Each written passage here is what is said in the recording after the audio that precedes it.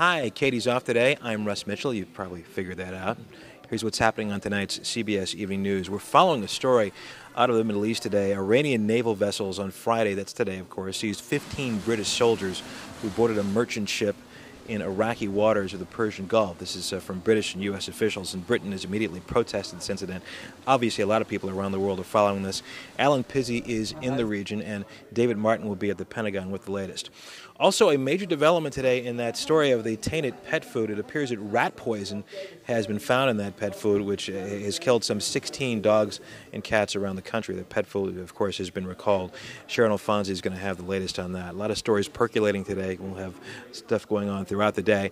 Right now, I'm going to toss it over to Steve Hartman, who has a look at tonight's Assignment America, a story you picked. Stephen? Thanks, Russ.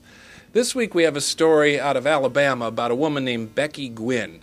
And this woman, it's a story you voted for last week, so those of you who voted, you know what the story is about, kind of. But for those of you who don't, it's a story about a woman who has no arms and no legs, and she lost them. Believe it or not, she had an allergic reaction to some medicine and ended up losing both her hands and her feet. I'll explain that in the story. But she's really a wonderful lady. I want to tell you one thing about her that's not in the story tonight. I met her, as I do often. I meet the people I'm doing the stories on ahead of time, like the night before, just to get a feel for what they're all about and sort of let them know what we're going to be doing the next day when we're actually shooting.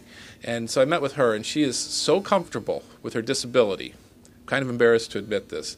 But we were telling armless, legless jokes to each other.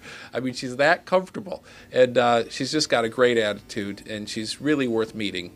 And the one kind of surprise in the story is what she does for a living. And when you find that out, it's even more amazing that she's doing as great as she is. So back to you, Russ.